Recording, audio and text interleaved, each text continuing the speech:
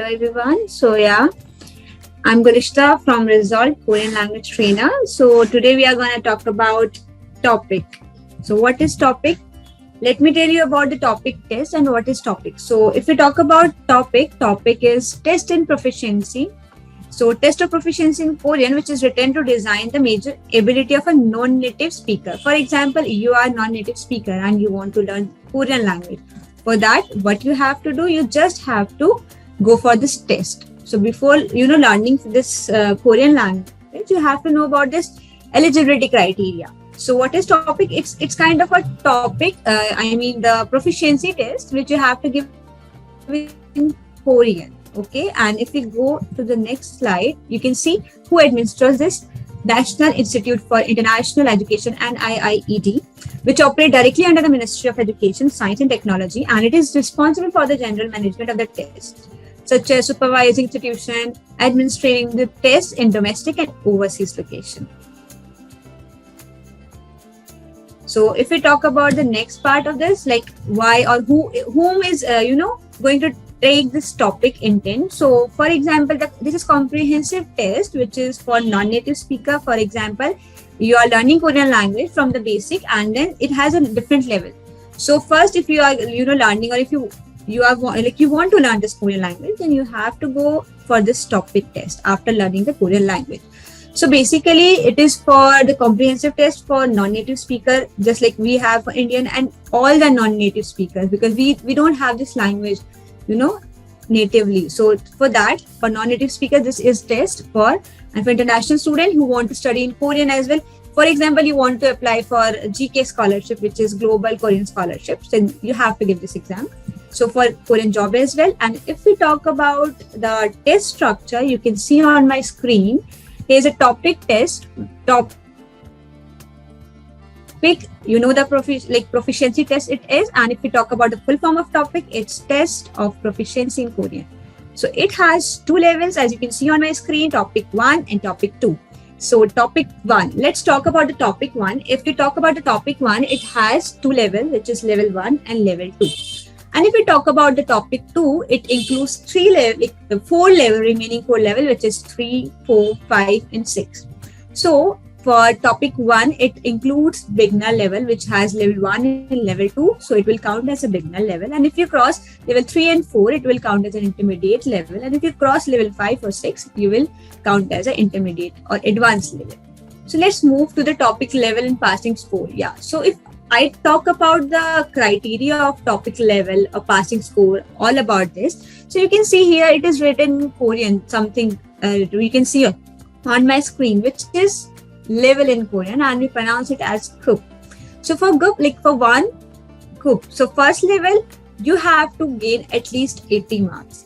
So let me tell you about the total marks criteria. If we go for topic 1, what you have to do, you just have to give that exam. So the exam includes the MCQ based questions. So total questions, you just have to clear it out.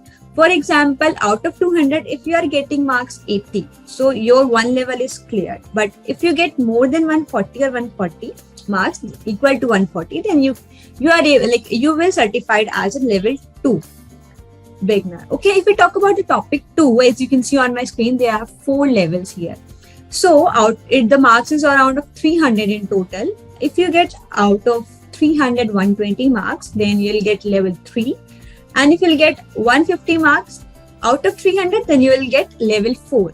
Then 190 and more than 190, you'll get level 5. And you can see on my screen, yes, if you talk about the most advanced level in Korean, which is level 6 here, it's 230.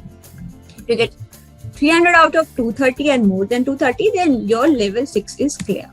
Okay, and advanced level you can see. So you can see here level 1 and 2, which includes listening and reading. Let's talk about the all composition of questions in in your exam. So if we talk about topic 1, the beginner level, it includes 70 questions in total. So these 70 questions are MCQ based questions. You can see what you have to do, you just have to listen to the audio for starting 40 questions or 30 questions you can say. So for starting 30 questions here you can see on my screen for listening, for which an audio will play by the, say exam center where you are going to give your exam. So you just have to hear that video or the audio, and then you have to take the answers according to it. Let's go for the reading part. If you go for the reading part, you just have to read the content in your question paper, and then you have to take the answers according to your understanding. So in total, it includes like 100 marks or plus 100. So for 30 questions, it's 100, and then for second part is also 100. So your, for example, listening, which we say "tukki" in Korean, and for reading, it's "ilki." So for 30 part, it has 30 questions, and they will give you 40 minutes. You just have to listen to the audio and take the answers. And if I go if I talk about the next part, which is reading part, which includes 40 questions in total, and they will give you 1 hour. Means 60 minutes they will give you to solve this paper, the reading part. You have to read the paper and take the answers according to your understanding. So in total, you can get it's 100 plus 100, which means 200 marks exam. If you get out of 100, marks minimum, I guess 50 or more, so you would be able to get level 1 and level 2. So in total, it's 200 marks. And if you'll get 80 marks, as you can see in my slide here, out of 200, if you are getting 80 marks, then level 1 is cleared. And out of 200, if you are getting 40 marks, like 140 and more than 140, then you will be able to get level 2. Okay, let's talk about the topic 2. So topic 2 includes 3 parts. As topic 1 has only 2 parts, but let's talk about the advanced and intermediate level, right? So it includes intermediate and advanced level. If I talk about listening part, so listening part is also out of in total 300, listening part has 100%, 100 for listening, 100 marks is writing, and 100 marks is for reading. So you have to take the answer according to your understanding. Let's talk about the marks and time. So they will give you 60 minutes for listening part, and you have 50 questions in total for that. Let's talk about the reading part. For reading part, they will give you 50 minutes. You will have around 50 minutes in total, and you just have to solve 4 questions. If I talk about the 4 questions in writing, it has different levels. For example, first 2 questions is something like you have to read the content and answer in 2 or 3 lines. But if I talk about the third question or 4th question, you just have to write your understanding or your skills. You just have to write about the topic. They'll give you some topic, you have to analyze, and then you have to write about your views or your understanding. So you just have to write around 1.5 page or more than 1.5 page you can write, and in the last question you have to write at least 1 page. If we talk about the reading part, again it includes 50 questions, and in total they'll give you 70 minutes, in which you just have to read the whole paper and take the answers according to your understanding and according to the content which is asking in the question. Next, it includes again 100 marks. In total, it has 300 marks exam. And if you'll get, again, let's move to the back side. So if we get 120 out of 300, it means your level 3 is clear, which is equals to your intermediate level. Then if we talk about 300 out of 150 marks, if you are getting 150 out of 300, it means you cleared intermediate level completely. But if you are getting 190 and more than 190 out of 300, then level 5 is clear. And if we talk about 230, out of 300, you are getting 230 and more than 230. So you are able to get advanced level in Korean.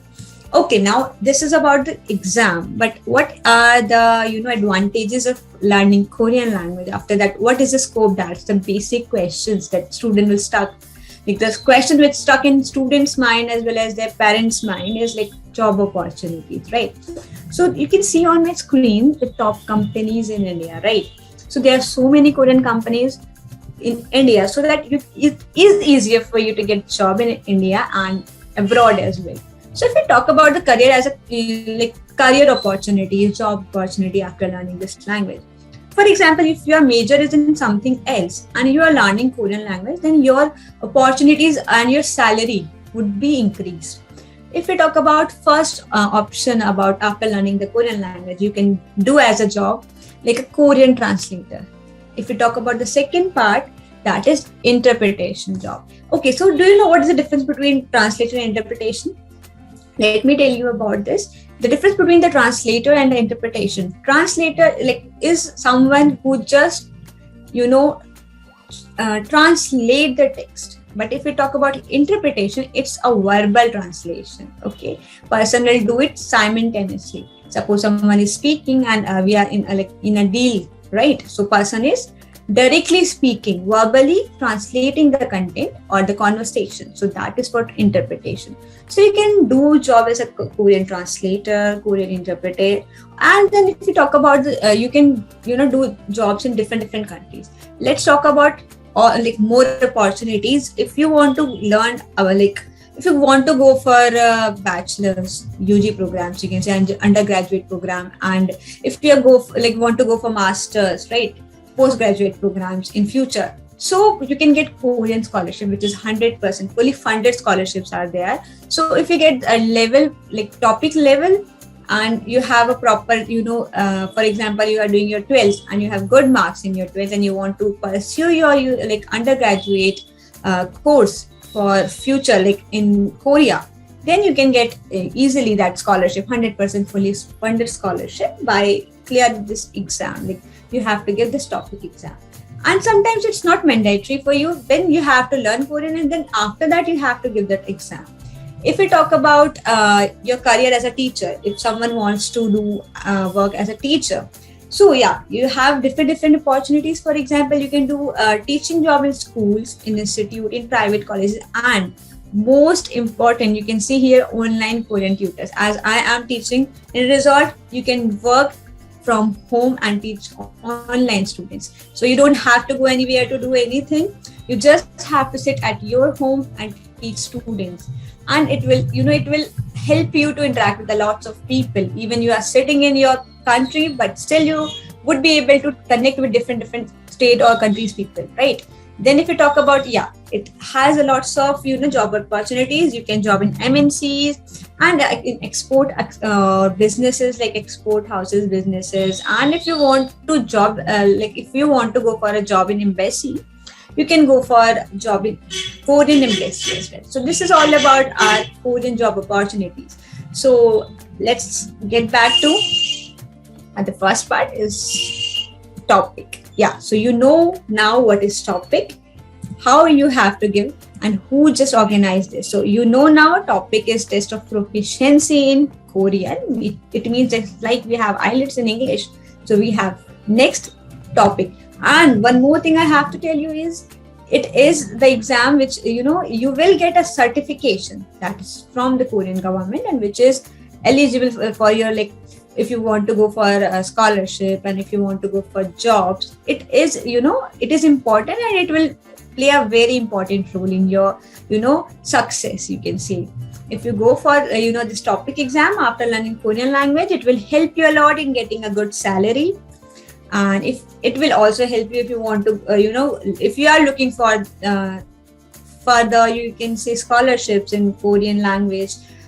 You want to go to Korea for bachelor's, for master's, for research, PhD as well. So they are fully funded scholarship which is provided by the Korean government. So it's up to you, how you want to learn and you want to go. And the certification will be provided by the Korean government. And let me tell you one more thing, it has a duration of 2 years. So after giving this exam, you have you can say it has a time period of 2 years, and after 2 years you just have to give it again. So that's all about our exam. Thank you.